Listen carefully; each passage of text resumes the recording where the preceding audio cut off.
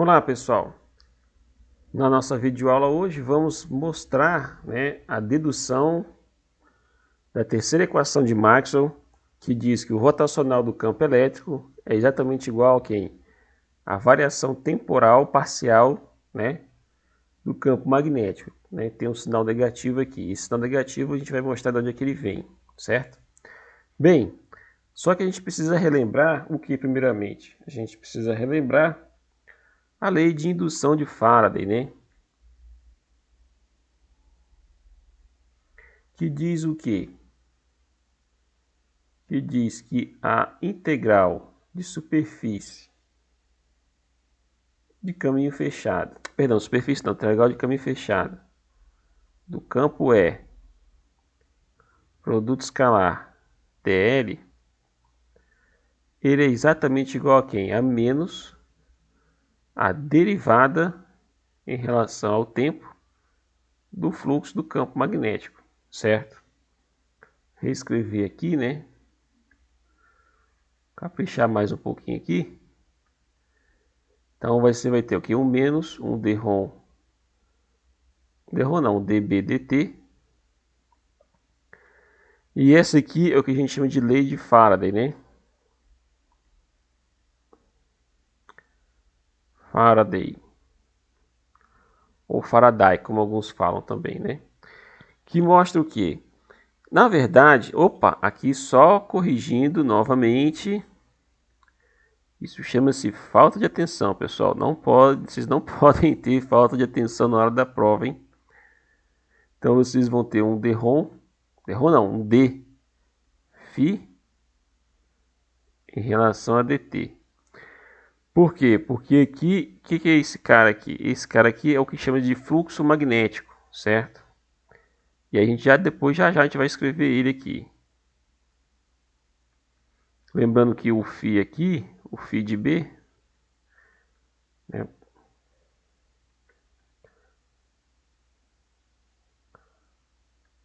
esse φ aqui,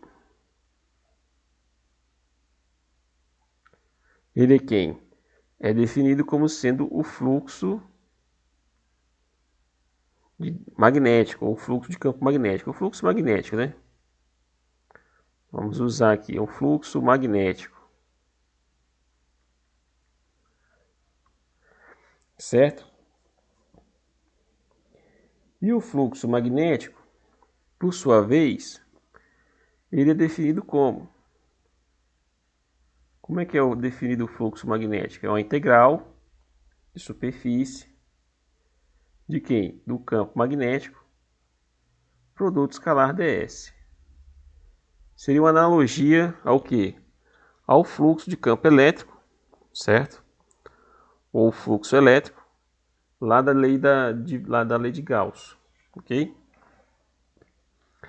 Então temos essas expressões aqui. Vamos chamar esse camarada aqui de...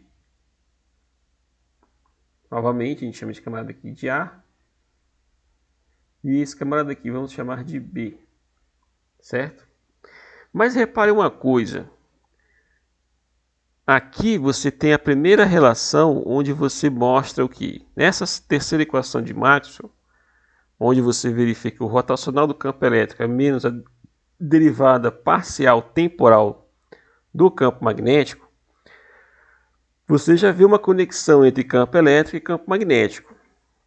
Mas a ideia é construir essa conexão, certo? Como é que a gente consegue chegar nessa terceira equação? Aí aqui, percebam que uma integral de linha, ou seja, lembra o que é integral de linha lá na Física 1 ou no curso de Mecânica?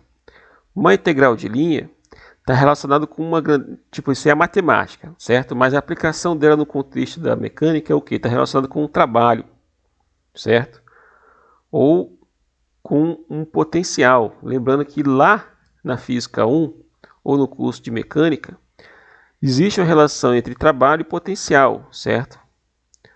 Onde o trabalho vai ser menos o potencial e vice-versa, ok? Então, o dφ dt aqui, ele vai atuar como sendo o quê? Uma espécie de diferença de potencial. Que quem já viu a lei de Faraday, no curso de Física 3, sabe que esse camarada aqui é o que chama-se de força eletromotriz, né, que é o Fem, certo? Então vamos por partes. O que eu tenho que ter aqui do B que tem que ser parecido com o A? Eu tenho o fluxo, mas é só isso? Não. Eu tenho que ter a derivada de B. Então vamos calcular a derivada de B. A derivada do φ, na verdade, né?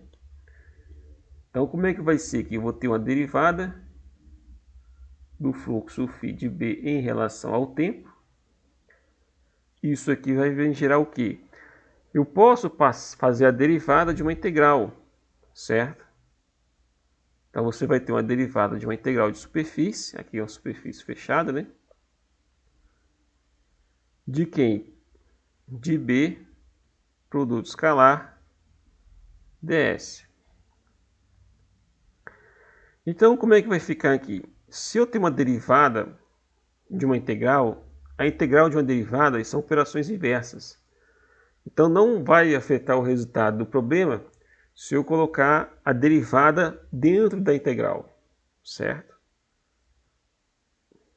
Então isso não vai me gerar nenhum tipo de alteração do resultado, da ordem do produto, certo? Da ordem da operação, ok? Então esse termo aqui, a gente vai reescrever aqui embaixo. Então eu tenho que meu dφ B em relação ao tempo vai ser que a integral de superfície da derivada total, certo, de B. A derivada total. Repara que é a derivada total, não é a derivada parcial. Vou até colocar aqui, ó, derivada total de B em relação ao tempo, produto escalar ds. Lembrando que também é uma derivada total.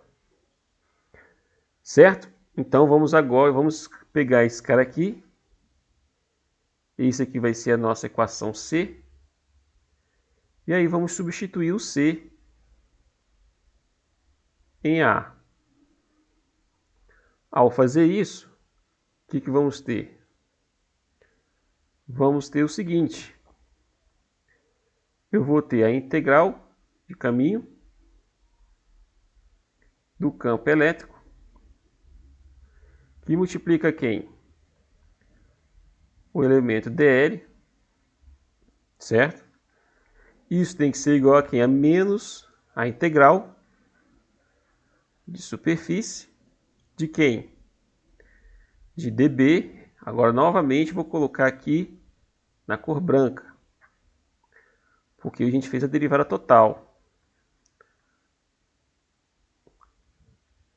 Em relação a T, produto escalar ds, certo? Essa aqui vamos chamar de equação D. Então essa aqui vai ser a minha equação D. Mas antes de aplicar o teorema aqui de Stokes, né? Que é o teorema de Stokes que a gente vai aplicar aqui. Antes de a gente aplicar esse camarada aqui, vamos pensar na derivada total de B aqui, certo? Então vamos calcular a derivada total de B. A derivada total de B em relação ao tempo vai ser o quê? Vai ser aquele que a gente já viu antes, certo? Lembrando lá, vamos fazer aqui a nossa analogia. Ó, tá aqui em cima, ó. Então, aqui tem um A, certo? Agora a gente quer pegar um vetor B.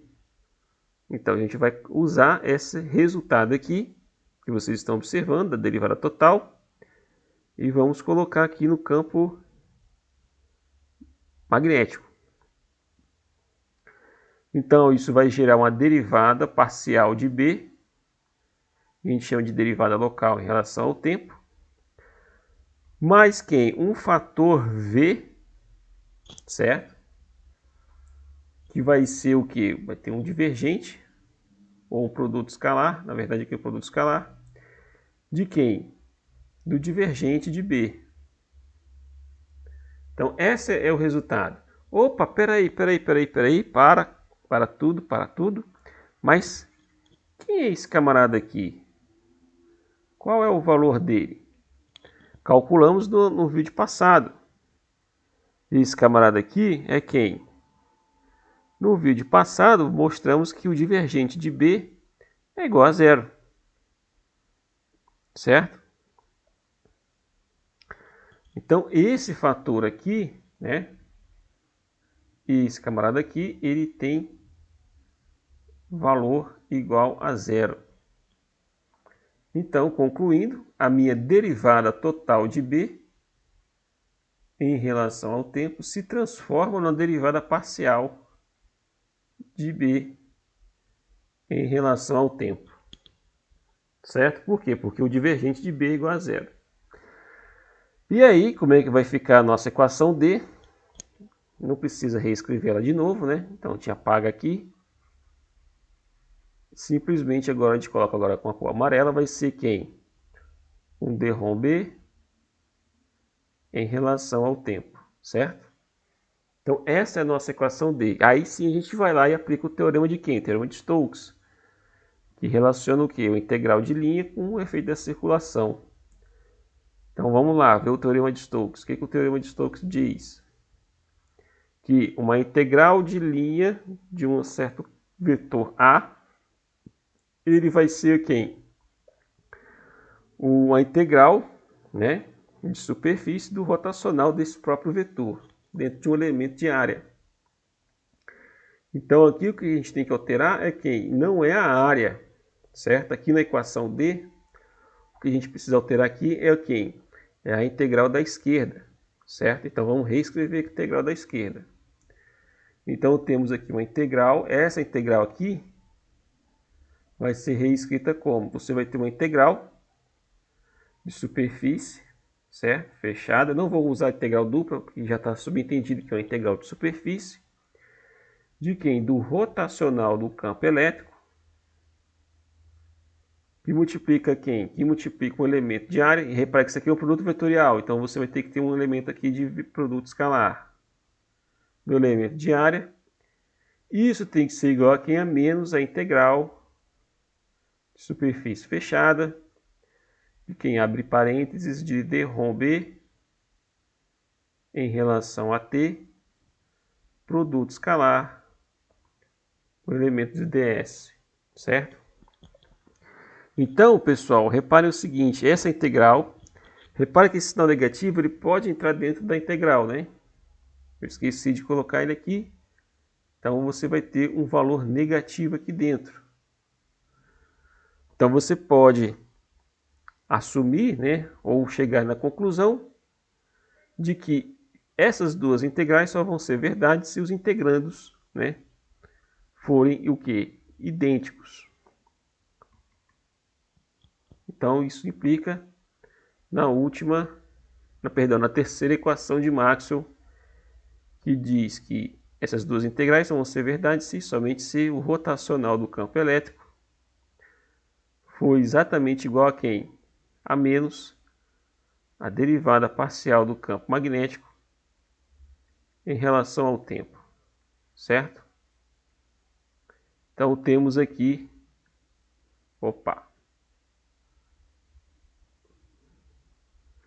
a terceira equação de Maxwell. Então você tem aqui a terceira equação de Maxwell que a gente deduziu aqui, certo? Que diz, olha, o rotacional do campo elétrico, ao você fazer um movimento de rotação do campo elétrico, você vai ter o quê? Você vai ter o quê? Uma variação do campo magnético em relação ao tempo. Ou vice-versa. Ou seja, se o campo magnético varia com o tempo, isso gera o quê? Um efeito, abre aspas, de circulação, fecha aspas, do campo elétrico, certo? Ok? Então essa aqui é o que a gente chama de terceira equação de Maxwell. Então, pessoal, no próximo vídeo vamos fazer a dedução da quarta e última equação de Maxwell. Um abraço e até o próximo vídeo.